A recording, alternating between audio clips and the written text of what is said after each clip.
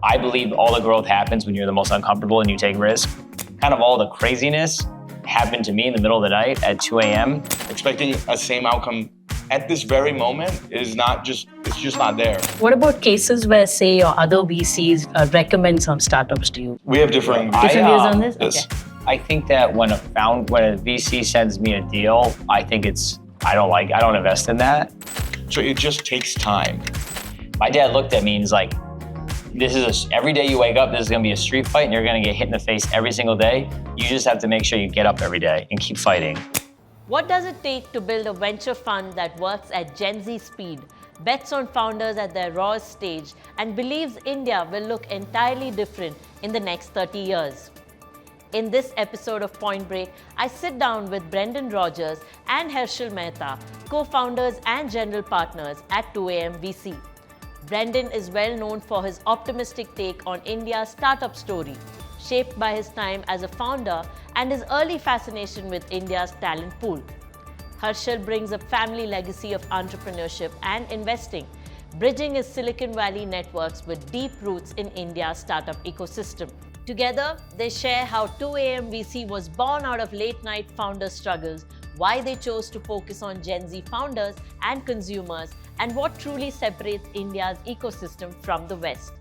From fast fashion and e-commerce to deep tech and AI, they talk about the opportunities they're backing, the red flags they watch out for, and why purpose, speed, and grit matter more than pedigree. Let's get into it.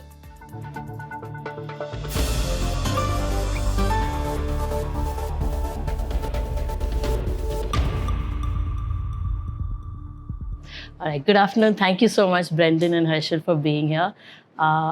Let's just start with Brendan. You're pretty famous on LinkedIn for your optimistic posts on India's startup ecosystem and India as a country. So how did that part of your journey begin? Yeah, and thank you so much for having us here today. We're super excited to be a part of this. So I started to get really fascinated with India when I was a founder. So when I was a founder and we started raising our later stage rounds of financing, I met a lot of larger funds that was currently investing in India. Some of them were making investments in companies like Flipkart and stuff like that. So that kind of made me curious. And also I worked with a lot of individuals that moved from India to Silicon Valley that were engineers, product managers, et cetera. And I had just wonderful experiences, had great conversations about India. And it wasn't until I met Hershel in 2019 via a mutual founder off of LinkedIn. So I have a lot of thanks for LinkedIn. But when I met Hershel, he was telling me about his success as a very famous angel investor and investing in Indian and US startups. So as we developed our relationship, he mentioned his family was very successful as founders and investors in India. And his cousin started an accelerator called 100x.vc. And I was invited in late 2019. One early morning, I got an email from this guy, Hershel Mehta, that I met a few times. And it was like, come to Mumbai. And something inside of me was like, you got to go. So I bought the ticket, I got on the airplane, and I showed up 24 hours later. Oh, wow. So Hershel, you have a history of working with investment companies, early stage investors, family-run businesses. So can you speak about how did this journey begin? And also if you could throw light on why the name 2AM. Yeah, I'll let Brendan touch on the name. He coined it. So I started my career off as actually a CPA in corporate America, working at a decently large firm. Enjoyed it. I actually enjoy accounting. But throughout my whole life, I always had an entrepreneurship bug. Thankfully, I have a family, I have an older cousin in particular who is a successful founder, an entrepreneur, particularly in tech. And so as I was growing up, he's 20 years senior to me. As I was growing up, he would mentor me. And when I started my first startup back in 2014, it really helped me out and really helped me think through problems and how to be a founder. And he saw my pace. He would introduce me to folks, XYZ, but he was in India and I was in the US. It's a bit of a disconnect. After that journey, he basically picked up that I enjoy startups quite a bit. And, with that accounting background, I just enjoy businesses overall. So he asked me to start investing on the behalf of our family in US startups. So built up quite a large portfolio, investing in a lot of Y Combinator companies, trying to find startups like WAG, what Brendan had started, that grow quickly, and learned a lot. But every once in a while, Sanjay would show me an investment from India that he was investing in. His track record, being a first check in Oyo Rooms, Wow Momo, Boxay, a bunch of companies, and his brand as an investor here was quite strong. And so, when Brendan and I kind of saw what he was building with 100X and what was happening with the Indian ecosystem in 2020, 2021, it became glaringly obvious that we should be a part of this, and that we can, leverage our networks in Silicon Valley and in India to really be successful investing here for the next 30 years. And hence 2AM VC was born. Kind of bridging the gap between Silicon Valley and Indian startups at the earliest stage. That's our long-term vision. And then the name came because when I was a founder and an angel investor, the craziest stuff in my experience with startups, whether if it was like, the $1 million a day in revenue, or the emails with the cease and desist saying you got to stop doing what you're doing, kind of all the craziness happened to me in the middle of the night at 2 a.m. But what was magical about that, those experiences, was that the investors and the employees, everybody came together and helped. And I believe that's like the heartbeat of what startups are. So we named the fund 2 a.m. because we are there for our founders all hours of the night, even when you're at your highest highs or lowest lows, or if you're just raising your first round or you're about to go ring the bell on the Bombay Stock Exchange. We're here for you. Also, ironically, we speak to a lot of founders. When I'm in the US, I speak to a lot of founders at 2 a.m. India time, and just to see the work ethic and the passion all hours of the night, it's pretty wild. So I was secretly hoping that at 2 a.m. is when the brightest ideas just pop in your mind. Very, very, that as well too. It's interesting when it's quiet and there's peace. Sometimes clarity can come to the top quickly. Makes sense. So if you could just talk about the funding that you have. You had closed Fund 1, which was, I think, last year, a couple of years ago. Yeah. 2021. 2021. Yes. And now you're into Fund 2. Yeah, we're deploying out of our second fund. Which is a $25 million Correct. fund? Yeah. So can you speak to me a bit about that? Do you wish to raise more money? I mean, what is the agenda that you have for this? Anyone of you can take it. Go ahead, Brendan. Yeah, I mean, so we started deploying in 2021, and we've been fortunate to back around 49 plus companies in many different sectors, as we're a sector agnostic fund.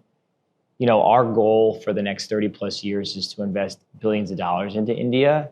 And we feel that since we're pre-seed and seed stage investors, giving optionality to founders to get access to global networks from day one is something that separates us from a lot of other funds, but also we can work coincide with other funds, so which is something that we're really excited about. So we're an India-only fund, so Indian founders building in India and solving pain points for Indians, and then also we love to invest in Indian founders that are selling into other markets like the US and in Europe, et cetera. Or some of them will move to the US and build, but their, say, engineering teams, et cetera, will be in India. So that's the vision for the fund.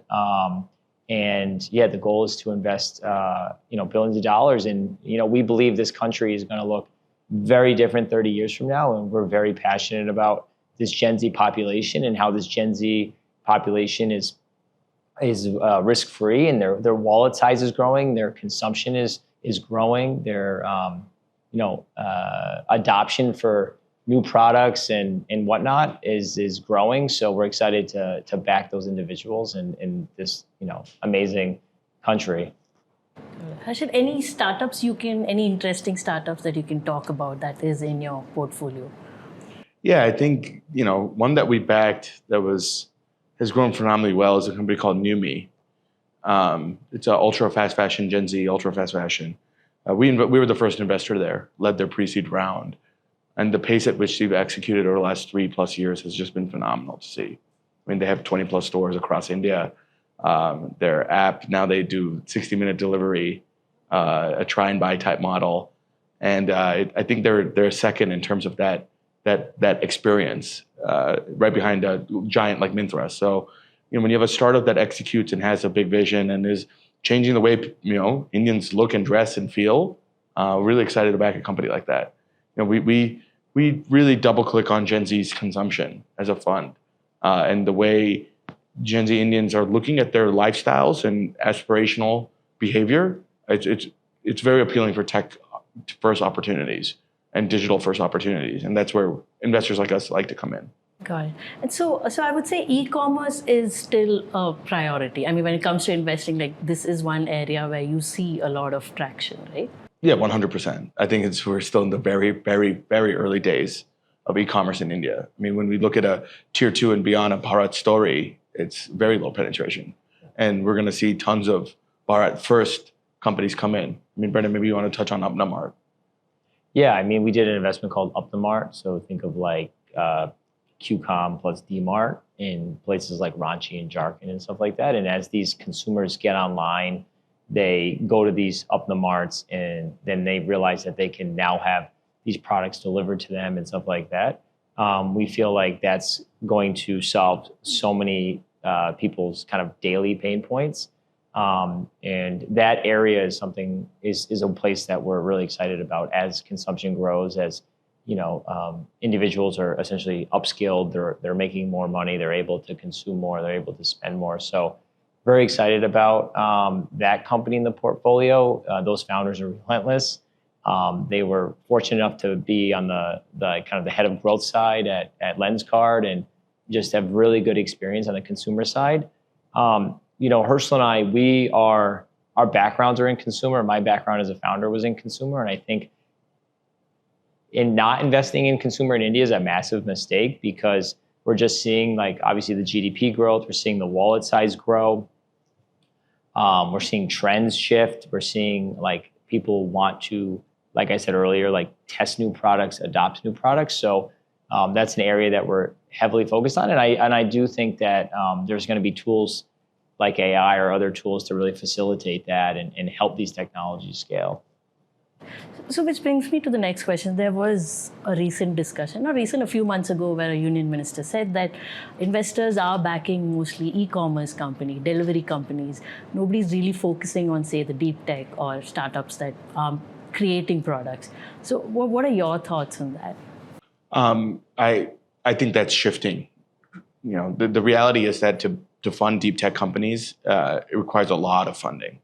And while India is, I'd place them at this the second or third largest ecosystem in the world, it needs to go a lot deeper than that, which means you really opening up foreign investment into these types of companies, which again is on and off with the regulatory environment. So in order for that ecosystem to develop, it requires large amounts of capital expenditure, and investors have to be prepared for that. So as we scale up our fund, that's definitely going to be where we're going to be placing large bets. I could not be more excited about the deep tech opportunity in India. I think that it's literally very early and it's emerging, but the timing is, we're early stage investors. The timing couldn't be better.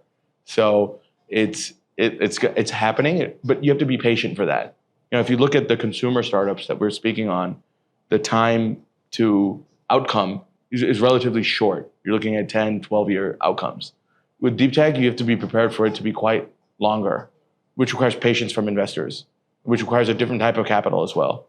And so, people can say that, hey, VCs fund these segments in particular, but you have to go off the patterns of where the outcomes happen.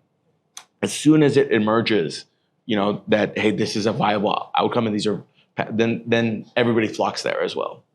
Got it. And when you speak about India first, Gen Z centric, so does it also mean your founders are also in the Gen Z bracket? Yes. So we invest in Gen Z founders and founders building for Gen Z. So it's not an absolute hard stop requirement. In the grand scheme of things, our job is to back exceptional people. And the exceptional people can come in all shapes, sizes, and colors. It does not matter. But this is a theme that we like to follow. And this is when you have a thematic investment and then you're investing in hundreds of companies, then down the line, dots start connecting between these portfolio companies. And that's like why you have to have a theme. And just to talk about the Gen Z crowd, the consumer market in Gen Z. We have a lot of discussions on the work ethics that they have in terms of, say, more of work-life balance, quiet quitting, all those kind of things. So do you see that as a challenge when it comes to, say, a founder being from a Gen Z category, where you might have to accommodate a lot of their kind of requests as well? Is that something it's... Gen Z gets stuff done faster than any other generation. And that's going to be true for Gen Alpha when they come up. So younger people just work faster. And so, when somebody works faster, it's not like an hour clock that you have to look at. You have to look at what the output is. And the output's going to be even larger than millennials, larger than baby boomers, larger than Gen X. It's so obvious. Today it's tough. There will always be generational battles. When we were coming up as millennials, the older generation was saying the same thing about us. And if I say the same thing about Gen Z, I might feel that way, but it's definitely not true. So it's hard to look at young people and say, oh, they're entitled, they have all this stuff. But that's what all older generations feel. I think also, so Hershel was the first check in Zepto, and those founders are Gen Z founders. And I think by seeing the value he's provided that business and with these founders I think founders are inspired by folks like Adit and KV because they're doing it at such a young age and they've done it so quickly where, if you're in startups, as we all know, like you have to move as extremely fast. And like, if founders are like, having more of that work-life balance, they, if they're not like kind of all in, it's not going to work and they're not going to make it. And I think the best investors can sniff that out very quickly. So at 2 a.m., like we invest in founders that are all in. They're like, this is their life. They're so passionate. They hire people that are also as passionate, that want to build that vision and beyond that mission. So I think the founders that tend to be more like Hershel alluded to, like entitled and like maybe just are doing it just to say I'm a founder, those people we don't back. And I think those people eventually get weeded out. So, but seeing these founders like the Adits and KVs, I think has showed Gen Z founders like, oh, I can do this too. Like if I really work hard, I can create this. Yeah, and in terms of like a hiring and a cultural lens, Gen Z, when they're passionate about what they do, they execute at a very, very high level. It was just, I was saying they're faster than every other generation. But they want to feel that, right? And each, Gen Z is a wide brush, everybody's individualistic. But what we've noticed is when you give purpose to a young person, what their output is beyond anything that we like and a generation previously, even with that passion, would be able to produce. So this is the most promising generation by miles. We're talking 500 million people. Like this is a very special moment for India. And this is a very special generation. And they're going to do things that 50 years down the road, it's going to be like, this was the golden generation, is what our thesis is. And so when you're hiring a Gen Z, you just have to remember that you have to make them feel passionate about it. Otherwise, it's not a fit. And that's where they're at right now. And that's the leadership's responsibility. It's not the responsibility of the hire. Leadership has to make them feel like you're coming in with purpose. And if you can sense somebody, and if don't have purpose, it's not a fit. So. And how do you identify it? Say you want to invest in this founder has the drive. There must be some characteristics. Yeah, I think, so I like to see founders that have struggled, whether if it's, getting into a really good college, they've had to really kind of be disciplined and go all day, all night. Like those are really good traits. Like some of these colleges in India are ridiculously hard to get into and you just don't show up. Like you have to put in the work. So I think traits like that are really interesting and we look for that. I also like to see folks that are founders that have maybe launched businesses like in college, maybe they sold t-shirts or they've shown some sort of like entrepreneurship.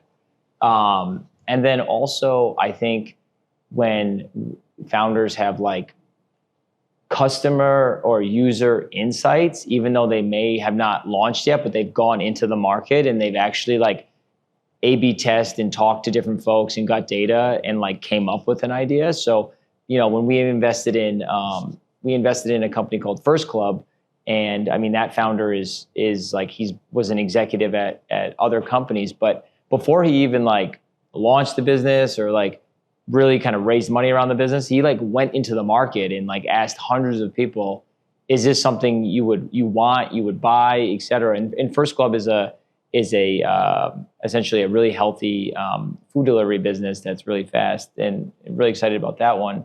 So those are some of the things that we look for. And then like lastly, I think like when the founder comes to the investor, the founder should already have done market research. They have invested their own money into the business. They're coming with like experience of like failing or just testing, and those are who we look for. And then after they kind of get through that stage, it's really like, are they like really growth minded, and can they move fast? Like, can they write code, get it live, see what the market says, and then iterate based on that and just keep going as fast as humanly possible? And I think the fourth component now that we're starting to see is like, are these founders investable at the next stages? So like, to raise money, you have to also be very personable. You have to be able to sell a story, share a vision. If you don't have some of those qualities, I think founders get stuck at that like seed stage. So those are some things we look for. And then our filters we're always iterating off our filter. But there is constant themes with founders that move the fast, that can are really good at execution. They all have the same similar themes. But I mean, please add to this because I'll just touch on 2 points. One is like an obsession with the problem and the customer, an absolute obsession, to the point where like they need to will whatever their solution is into existence. It's so obsessed that they're up at 2 a.m. They're not sleeping, and you can feel that. And then the second part is it comes with the sense of urgency. Like the founder has to be ridiculously urgent. And what I mean by that is like the pace at which they're moving to get that solution out into the market and grow that solution and solve problems for a customer set is undeniable. And when you feel these two things, then you get really excited because you know that great things happen when individuals will it into existence. And when somebody has a consumer insight or a customer insight, and they're just on a mission and they're unstoppable, these are the people you want to back. And you could sense it within the first 10 minutes of meeting that individual because it's on their skin. So that's what we look for. So it makes sense. So if a founder has a background of entrepreneur experience, like it's not necessarily they have to have sold something big, but someone who comes from that background would be a better fit, is what I could I think as. because I think that helps because they've shown that they were able to wear multiple hats and take the risk of going to do something on their own that they were passionate about. It's sort of correlated with like, we also like to see founders that have worked early on in startups that have, worn different hats and have seen that 0 to 1 journey where they've seen like the ups and the downs and stuff.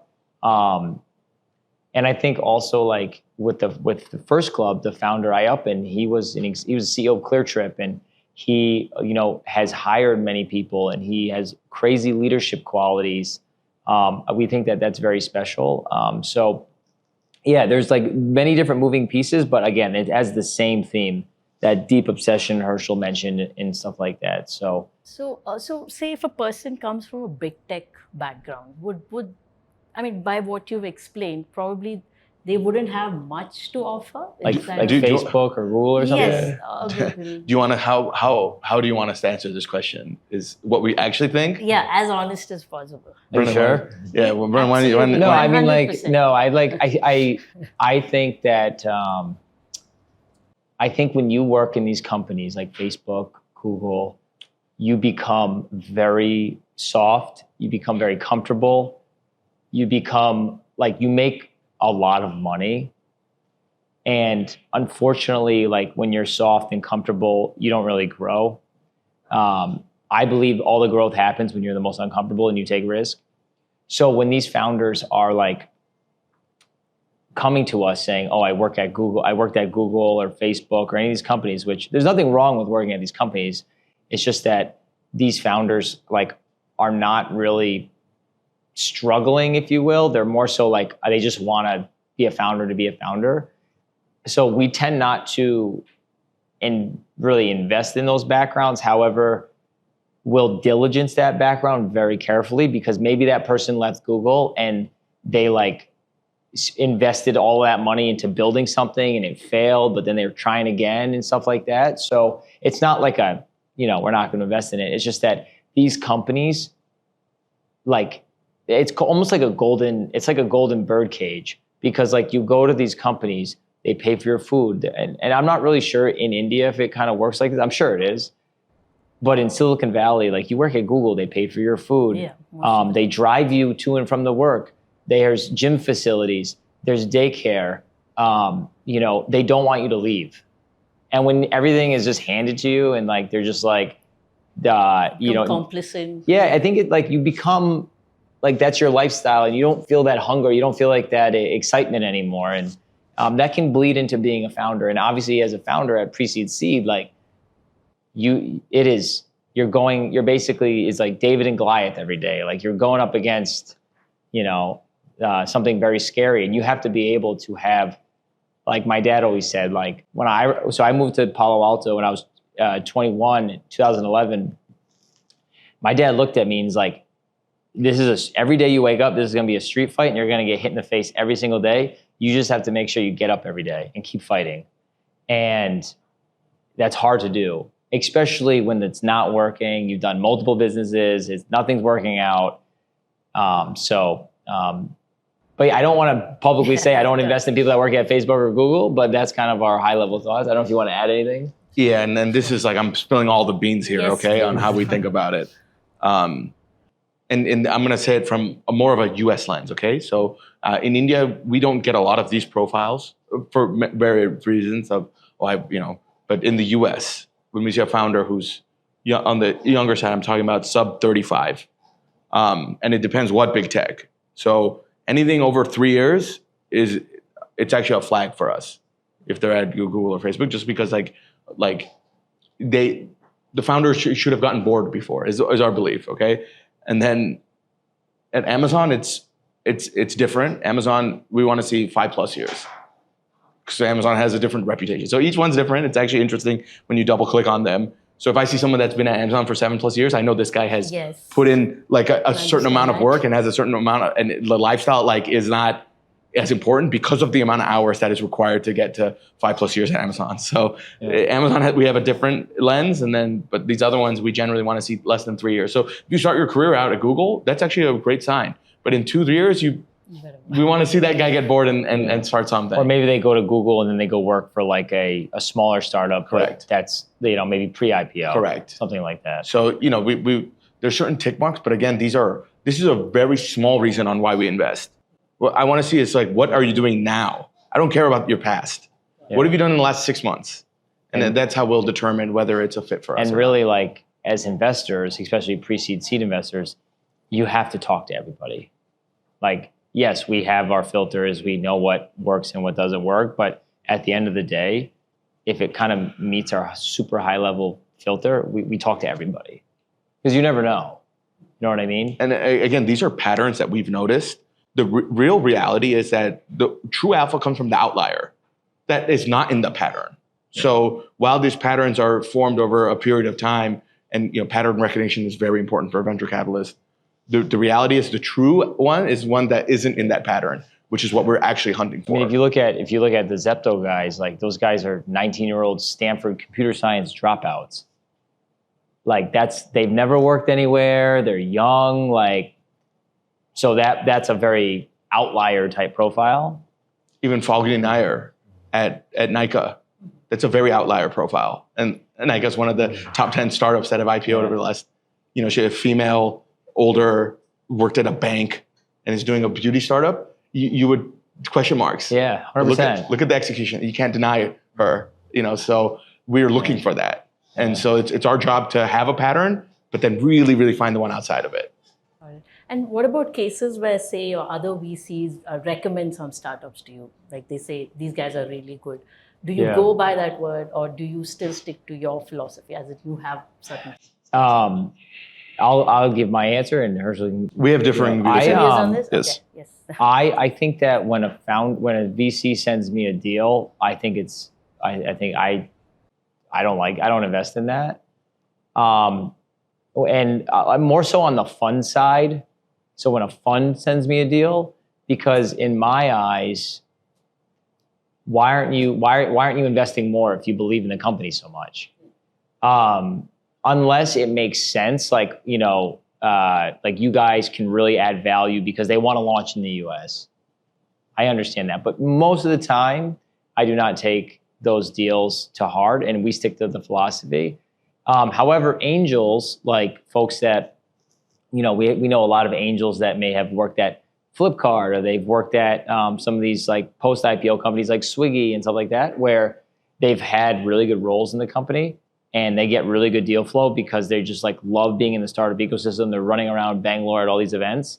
Those deals we take very seriously, and those relationships are relationships that we really foster, and also the other, like the funds, we have great relationships with funds our size and our category, but also the later stage funds. But I would say that when it comes to deals coming to me, it's very selective to make an investment, and sticking to the philosophy is key. So I have a differing view here. Generally, when somebody who has invested in a company sends me a deal, I will absolutely take it seriously. Partly because like they have invested and they do know what we do for startups. So there's that. And then there is a question mark. Why is this individual sending me this? Yeah. Now, if the person is vouching for this founder, and maybe like the idea isn't at PMF, because we're early stage. Everybody knows our thesis. We're not investing in Series A, Series B, fast growing, startups that already have PMF. We're not investing in that, right? We come in before that. So maybe they haven't achieved that level yet. So I have to really dig into why am I getting sent this? Then if somebody is vouching for an individual, I want to develop a relationship with that individual, because that individual, this may not be the idea. Maybe that's why I'm getting it.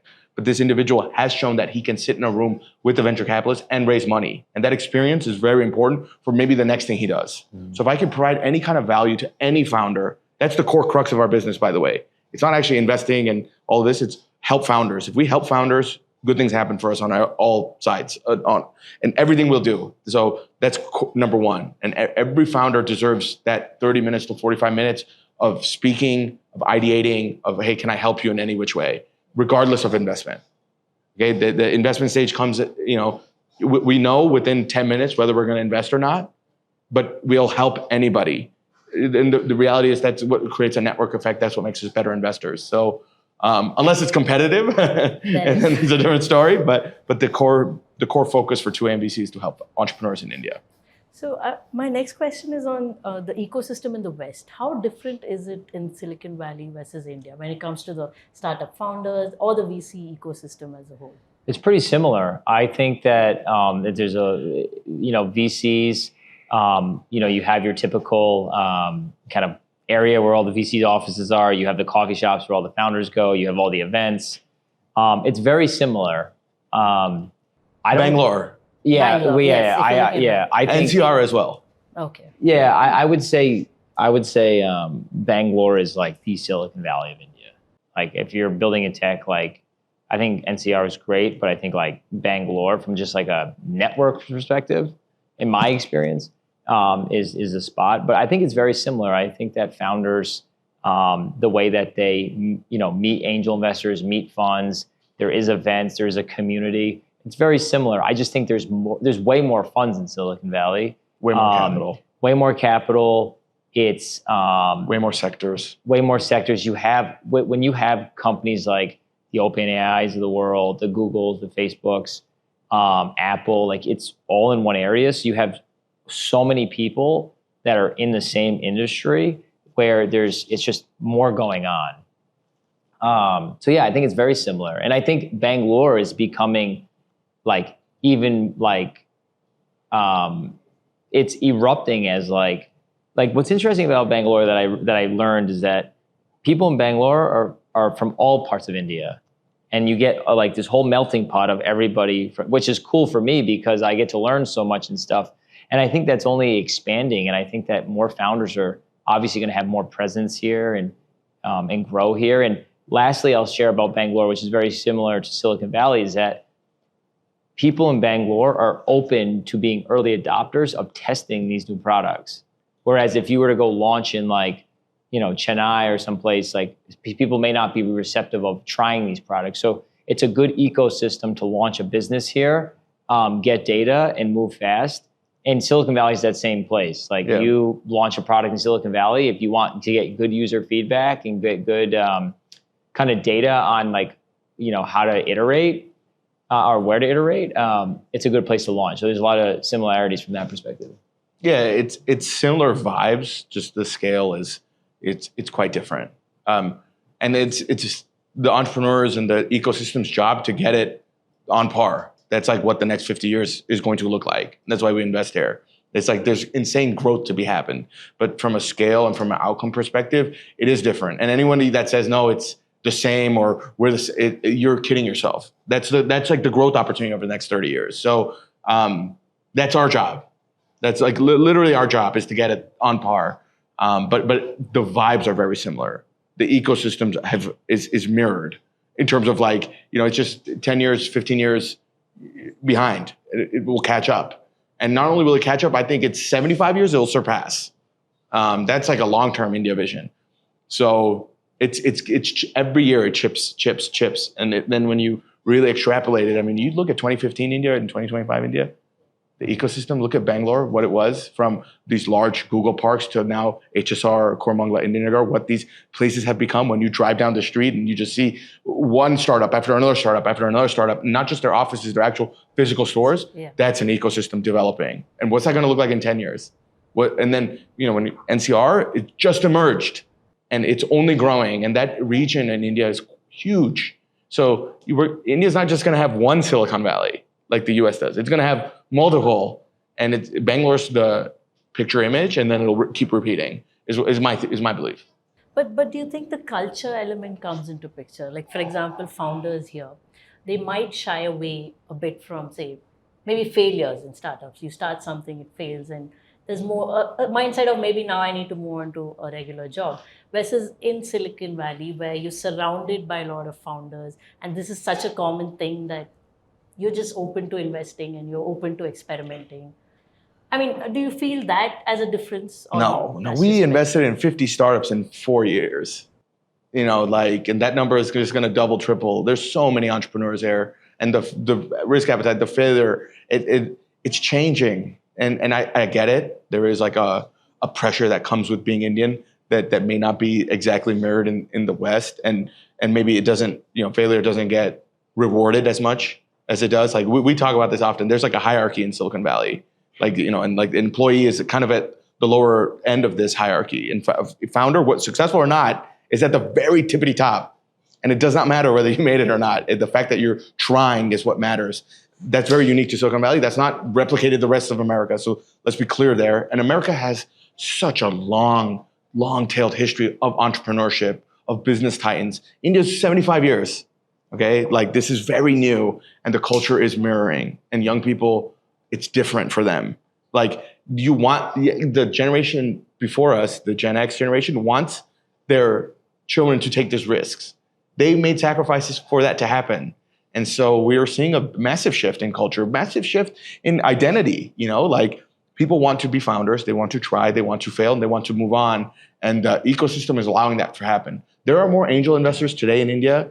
Like it's exponentially growing, because when you look at the kind of the upper middle class of India, they have disposable income that they don't even know what to do with, right? Because the cost of living in India is particularly low when it comes to food, transportation, lifestyle. So then if you're sitting on this extra money, startups have become a viable opportunity for investment. That's different. You don't see that in the US. You will not see a middle class individual in the US even think about investing in startups. Here, it's happening. And what you can do with very little seed capital here is India is a very special place for this. It's going to be a hot flash moment, and then over the next 20 years. Got it. Now with the recent H-1B visa fee, the $100,000 that we're talking about, how do you see this whole thing impacting the startup ecosystem in India? Do you see that you would be having more startups emerging, or more entrepreneurs coming up and experimenting in the space? more capital is better. Yeah, more. Doesn't matter where it comes from. Just more is better. More people wanting to start up, more people believing that, I can take a risk and try something. But again, the core focus of the startup is the customer, is the focus on solving problems. Otherwise, none of this works. It doesn't matter if you got $100,000. If you're not obsessed with the customer, you're going to give the money back. So, or it's going to get depleted trying to find a customer.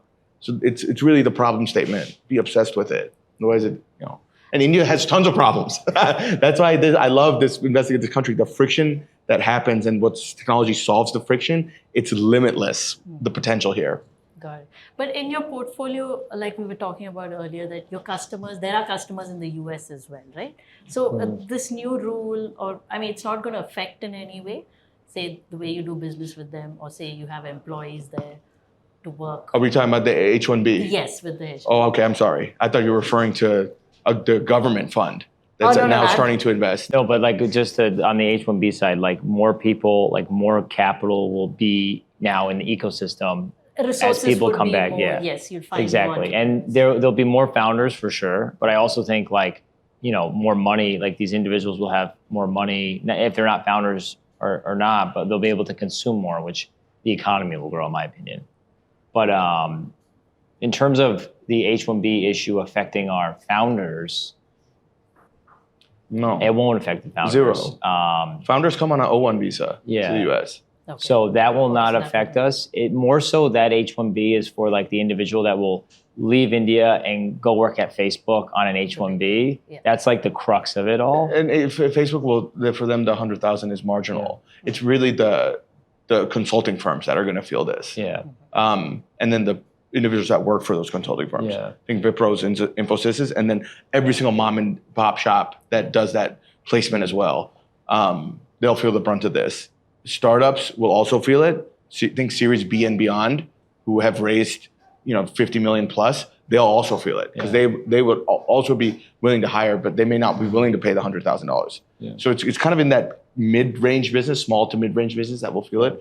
But startup founders that we advise to go to the US come on an O1 visa, and they tend to the point of them being there is to hire Americans to be able to scale in the US. And all of their engine product is all in India. Okay. So we may see an influx of individuals coming back to India over the next few years, depending. But policy in the United States is not too dissimilar to democracy. It's like India, where pendulum goes one way and it goes the other way, and it keeps going back and forth. So right now we're definitely on one side of the pendulum. 2 years from now, it may be there. And I think just the ecosystem will grow in general. I mean, people coming back that have had great experiences working at some of these companies, maybe they'll be founders, maybe they'll be angel investors. They're going to consume a lot of these products. Like it's all it's a positives from that perspective for sure. Got it. Just to throw light on the AI startup ecosystem. I mean, you guys are category agnostic. You invest in ideas, but from the pitches that you've been getting, say this year, how much rough percentage would you say are founders who are saying that it's an AI company, or they are building something in AI or using it? I think like it's definitely has grown significantly. I think a lot of founders are building in the AI space, where they're, putting AI into their product. For me personally, I think that a lot of these founders building in AI, they need to have really strong moats and be different. And I think that, yes, I think we're in an AI bubble for sure from like a founder perspective. So I take those founders very seriously. I take what they're building very seriously, but I really dive deep around like, is there a strong moat? Is there a willingness to pay from a customer perspective? And frankly, you can, once you kind of weed through that, you can make decisions quickly. And I'm very bullish on the space. I think there's a huge opportunity for like Indian founders to be in the US and build an AI business. I think that's really interesting to sell into like US companies and stuff like that. I think that AI will allow businesses, like founders that implement AI, to make their product experience better and make it easier for the customers to use. I think is only positives. But that's where my head is currently at. But I do think we're in a little bit of a bubble for sure.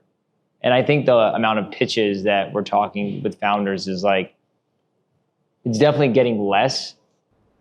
I don't know. What are your thoughts? Do you think? Yeah, I remember Hershel had an interesting take just before. Yeah, I would say that every single company, not just startup, every organization, including AIMS, needs to adopt AI. Otherwise, you're doing yourself a disservice. This technology is phenomenal. So that's first and foremost. Every company, every startup needs to be AI enabled. Whether you're AI native, meaning you're trying to build like a Perplexity, like a really like focusing on, hey, this is an AI solution, this is an AI company. I think the Bay Area is probably the right place to build that, just because of the amount of capital, the talent density, and the ecosystem. And you're building something global from day one. And the global companies, Silicon Valley has a significant advantage building from there. But on the flip side of it, using AI to create a better solution to like identify different problem statements that a customer set may not have, that can happen here. So we want to see companies that are really leveraging data and creating solutions for customers, leveraging AI. And when they pitch us, the more they lean into the AI, it may be a detriment. My assumption is you're already leveraging AI. So you can pitch it in a certain way, but if you keep saying AI, AI, AI, I'm just saying, hey, this is a buzzword now. The cat's already out of the bag. If you're not using AI, I will not invest in you. If you're not using an AI, if that's not already incorporated in the DNA of the company. So do you understand what I'm saying? Yeah, absolutely. And say in your research and understanding, following the startup ecosystem here, are there any startup founders that you see as, say, potential equivalents to the ones that you see in the West? The kind that you want to really badly back? The kind of products that they're building is like, hey, you know what? Take my money and invest in it. I think what Bhavesh Agrawal has done with Ola Electric is phenomenal. And I think he's going to continue to build companies that are going to change India from the get-go. What about you, Brendan? Is there any name that you call? Like any founders that you think will like resemble like in the West, like get big like the West? I think the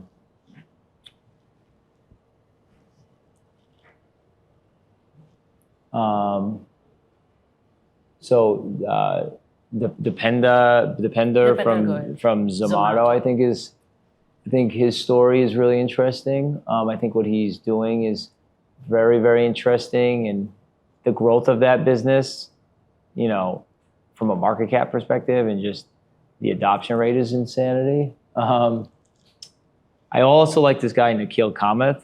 Yeah. I think that the way that he's not raised funds and has built this machine is ridiculously hard and impressive. And this industry is a small industry, and everybody says wonderful things about that individual. And I'm big into fitness and endurance, and they just did a High Rocks Mumbai competition. Nathan did that one. Nathan, yeah. So it's both of them. But you were part of it? No, but like I'm gonna ask them if they want to be my partner on the next one, because so I kind of vibe out with them from that perspective. But I think those two are very interesting, and obviously Adith and KV at Zepto, like those guys are so young and so early in their journey, and what they've been able to do in such a short amount of time, and how they have been essentially the creators of QCOM in India, and they created this whole trend, they created this whole new habit in sector. Like they've shifted people's buying it. Like that is like ridiculously hard to do, and not many people can be in those types of positions. So I would say those three are for sure my top three. Got it. And at the same time, are there startups that you regret you've not invested in? You wish that you had backed them? So many. That just every year there'll probably be about 5 to 10 startups that emerge that the two of us will look at and being like, wow, like these are great companies. And then that trend will only grow. It'll turn into 20, it'll turn into 30. Our job is to hit on a few of them. So countless. I would say countless, and we don't know yet. We're also very early in this journey. Give me like 3 years, and I'll tell you which ones I. So as of now, you cannot name any. No, I can't. No, I think so. The very first deal that I sourced was a company called Ultrahuman. Are you familiar with this? Yes.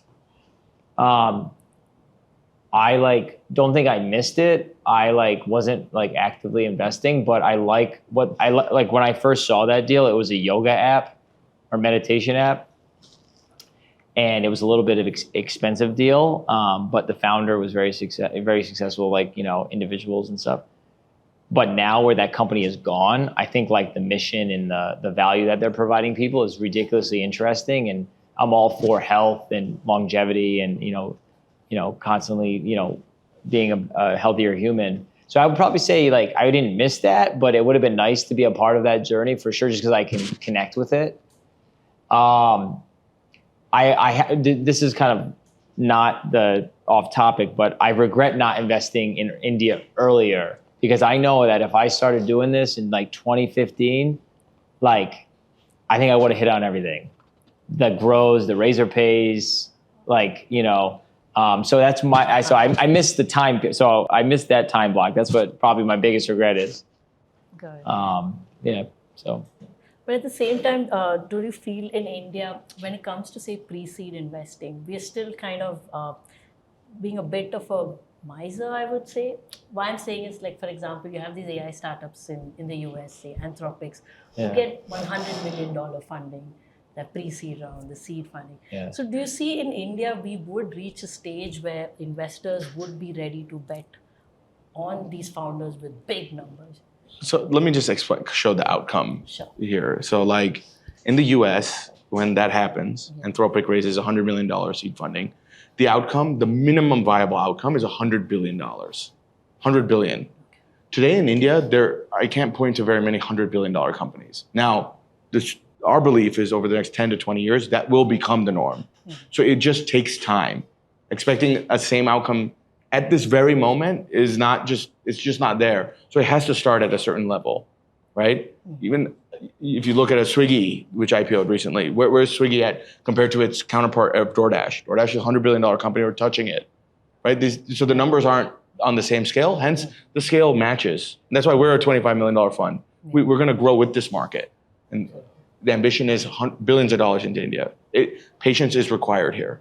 I also like those $100 million seed rounds, like the people that are starting these businesses were like founding team members or co-founders of like these open AIs or whatever it is. So, and also I think we're in such a bubble from an AI funding bubble in Silicon Valley. Like it would be interesting to see in like 2 years from now, if people are still raising $100 million seed rounds once the air kind of gets sucked out. We have a different opinion here, so yeah. I think that like you will see these rounds, but I don't know how many there will be and if it will continue at the level that it's continuing at. I mean, but in India, like eventually, like historically rounds, seed rounds get more and more as time goes on, the economy grows and stuff. What was a seed round 10 years ago? What's the average seed round today in India? Yeah, exactly. You're adding a zero. Yeah, so it's going to add another zero. Then it'll add another. But that's Silicon Valley. That's Silicon Valley for you, though. Like $100 million seed rounds, like, it's like these venture funds saying, "Oh, I raised 100 billion, 200 billion," crazy. So it'd be interesting to see, kind of as time goes on, what the AI funding ecosystem looks like, and if less founders will be able to raise in the AI space, because I believe we're in a funding AI bubble, 100%.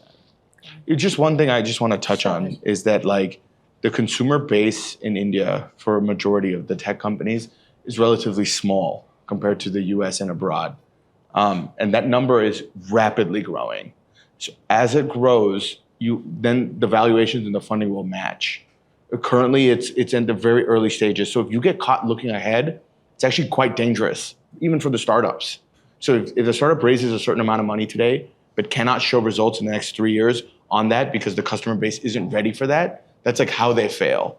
So the timings of these rounds have to be correct. Perfect example is Zepto. Go look at how much money Zepto raised in a short amount of time because the customer is ready for Q-commerce. If that company started 5 years ago, before digitization and geo really took over everything, would it have been the same story? Ask yourself that. Would people be willing to pay a delivery fee? Ask yourself that. Would investors be willing to invest in India at that rate? So requires patience. He makes a good point, because like if you raise a $100 million seed round in Silicon Valley and like you don't grow, you don't have revenue, you don't have customers, and it's like, 3 years later, you burn through a lot of that money. These AI engineers are a lot of money. Then you go back out to raise, and you don't have the numbers. You have to go raise hundreds of more millions of dollars, and then that's when, what Hershel said, that's when you see kind of the pendulum switch back, where you have to let people go, you're doing down rounds. So it's going to be an interesting next couple of years from a funding perspective, in my opinion. Yeah. And I don't think there are very many, I think maybe on the lower end of funding, you're seeing companies raise 10 million, 20 million that probably don't deserve it. But these $100 million rounds at Anthropic, those are going to do really well. And it's not because they got $100 million. It's because those individuals there can command that kind of capital and then create outputs in a short amount of time that then require more funding, right? I mean, just look at the usage on Anthropic, look at the usage on OpenAI. Yeah. These companies have earned the $1 million funding that they get. It's not fake. But what are your thoughts on if you are an employee at Anthropic and you were top 15 and then you go raise $100 million? Correct, but then the output has to match at some point, right? Right. So and if it doesn't match, those startups will go. So my belief is that the ones that are getting funded these $10, $20 million pre-seed seed rounds, a lot of those will phase out. But the ones that off the riff are getting this kind of money, there's a reason why. And more likely than not, they should push the other way. But time will tell. It really is dependent on the leadership and the individual. And a lot of these funds have a lot of dry powder. They have a lot of capital, and they need to deploy this capital. And AI right now is where it's at.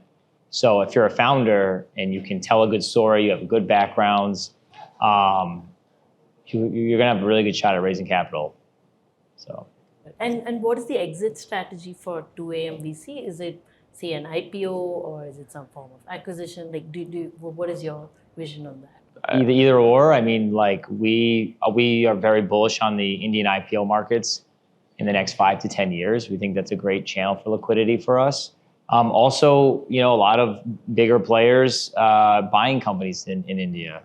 We think that's a huge opportunity too. So those are what we feel like are the most viable liquidity channels for us later on. But again, we're so early in this journey. We're pre-seed seed. It takes a long time for liquidity. And we're excited to be on these journeys with these founders, and we think those markets are going to be ripe. I mean, I would say IPO is the best case scenario. Look at Urban Company. What was the amount? It was oversubscribed. Retail India is waiting for these companies, and I think the domestic. If you look at demat account creation and you look at retail consumption, retail investor consumers, this is awesome. This is the first time they get to exposure here, and when you really peel back the onion and you look at these companies that IPO'd in the 90s and the 2000s in the United States, the Microsofts, the Amazons, today's tech giants, the big tech that we refers to, the value creation for retail is phenomenal. Go look at the numbers. If you invested in Amazon in 2002, what X did you get? In 20 odd years later, if you invested in Facebook in 2009, what multiple do you have, right? So this is, it's going to happen for all these companies. And the amount of new demat accounts, like Hershel said, and also speaking with Sumit Gupta yesterday at CoinDCX, he was mentioning how many new crypto investors there are in India and how that's growing. The liquidity markets are just growing exponentially on crypto and the public side. And with these new demat accounts and IPO is we feel like that is the most, we're so bullish on the IPO markets in India. And I think we're going to see it because there's been a lot of companies the last couple of years that have been waiting to go public that will eventually go public soon, that these consumers use in their daily lives, which they would probably love to invest in these businesses from a public side. I think Axel-backed few companies, at least in the last 3-4 months, have gone IPO, right? Yeah. Yeah.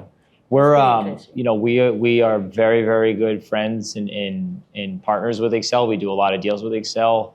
A lot of those folks are some of our mentors. We provide a lot of value from kind of our Silicon Valley days, and we have really great relationships with them and other firms in India. And we feel like as we grow as individuals and as investors and as our fund size grows, having those relationships are very key, and we really value those relationships. So yeah, really, and they've done phenomenally well. Phenomenally well. And their investor base is global by nature. And so when India produces liquidity for investors, then the money pours right back in. Yeah. And it becomes a cycle of just value creation, which is what we want to see.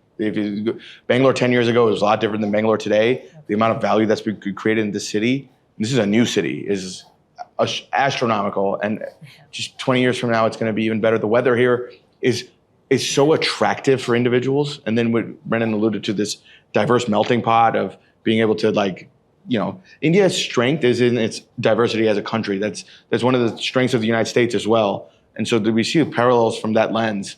And the diversity is only growing, but then you're seeing a identity cement. This is a very, very special time in this country. And it's anyone that spends significant time here, like Brendan and I, it's glaringly obvious. Yeah. Something very special is happening. And so do you have your favorite spots in Bangalore that you just...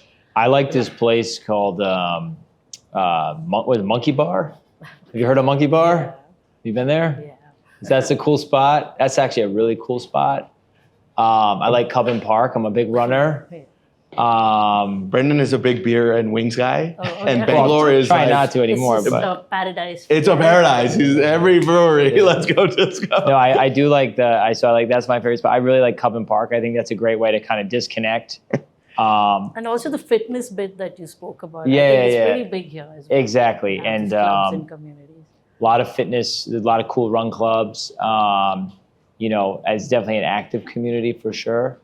What other places do we like? So I took my wife here when we came. We had just gotten engaged at the time, and we spent some time at the Leela Palace. Okay. Because my meetings were there and whatnot. And you know, now she calls herself Leela. She's American, and she'll say, "Oh, I'm Leela now. When are we going to my palace?" So Leela Palace will always hold a very special place. We have a lot of meetings there as well. I think I'm a huge fan of California Burrito. Okay. Yes. I think that founder is, you know, from the U.S. and I have no idea how that individual built California Burrito here, but all the respect to him. And I'm a big, almost DAU for California Burrito.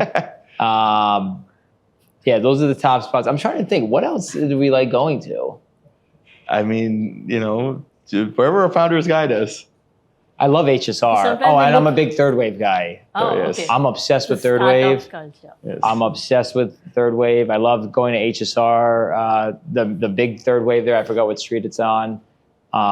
So yeah, you either can see me having California Burrito or third wave coffee, and then maybe I'll have a couple Kingfishers at Monkey Bar. Someone's, yeah.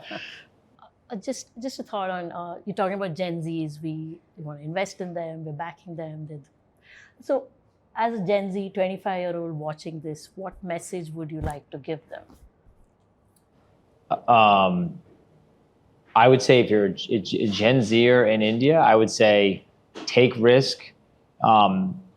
Try whatever is on your mind that what you want to try and you want to do. Go do it. Figure out a way how to do it. Just take risk and just every single day try to get 1% better of being working on yourself and being a better person, whether that's mind, body, spirit. Just keep working on yourself. Try, throw things against the wall and see what sticks, because you're in a stage of life where maybe you don't have that much responsibility. Go take that risk. Like, taking risk is a lot. As you add more responsibility in life, it's harder to take risk. And when you're 25, like, the world's your oyster, and become the best person you possibly can be. Learn about yourself, fail, keep going, and enjoy the process and be present. You know, I wasn't as present, but I'm doing it more now, but be present, enjoy the journey. What about you, Hershel? Yeah, I'd just say, like, just understand that you're part of the most populated generation on planet Earth.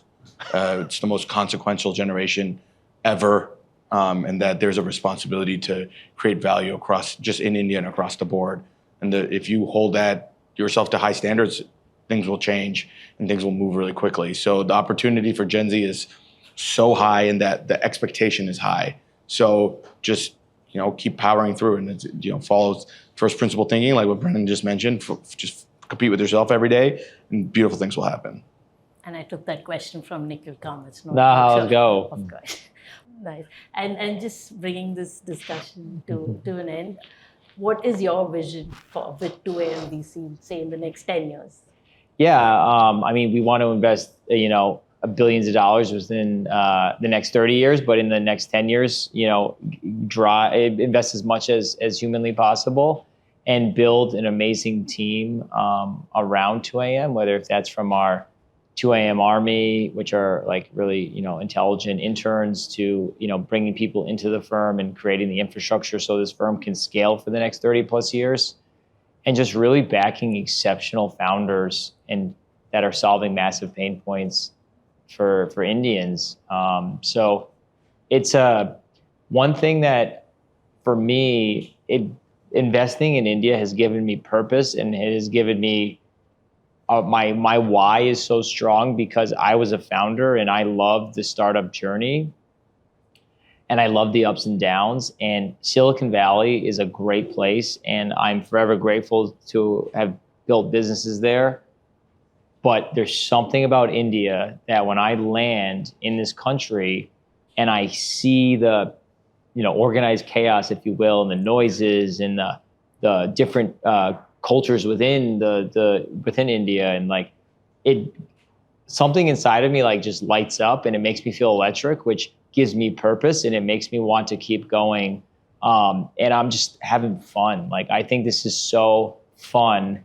And I think it's different too. Like, people ask me, they're like, oh, what do you do for a job? And I'm like, I invest in India. And every single person's like, really? Like, why? And like, what is it like there? And like, I don't know. It's just like, it just gives me, it just gives me purpose. And I value that. And I think everybody should have a North Star and a purpose in life. And, maybe that purpose will change, but at least you have that vision of you need to keep going and stuff. So that's what I envision. That's very beautiful. Thank you. What about you? Do you have any targets of so many unicorns in the next 10 years? No, just help as many founders as possible. Very simple mission. Just be a consequential early stage investor and mentor to young Indian founders, and everything will work out. So just focus on that core mission. Every day we wake up and remind ourselves, what do we do? We help founders. And so that's it. And as long as I do that for the next 10 years, big things will happen just by nature of it. So we're in the right place at the right time. We know this. And as long as we execute and do what we're supposed to do, this will all work out. And we're younger compared to like the typical VC age, I would say. And we're not like, our vibe and our whole energy is completely different, in my opinion, which I think just gives us a kind of a unique angle to the VC. And yeah, we're just getting started and we're excited for the future. All right, cool. Thank you. Perfect. Thank you so much. Thank you for having us. Appreciate it. Amazing and fun. Thank you. Well, that was my conversation with Brendan Rogers and Hershel Mehta of 2AM VC. What stands out is how their thesis combines optimism with urgency, being there for founders at their highest highs and lowest lows, literally at 2 a.m. They're not trying to mimic the big names of venture capital. Instead, they're carving their own lane, backing Gen Z founders, betting on Bharat's first consumption, and believing that India is the golden generation of entrepreneurship. In their words, the next wave of founders won't just be part of the global story, they lead it. That's all we have on this episode of Point Break. I'm Vandana Nair, and I'll be back with more such interviews with backers of the Indian ecosystem. Until then, stay sharp and stay curious. Think AI, think AIM.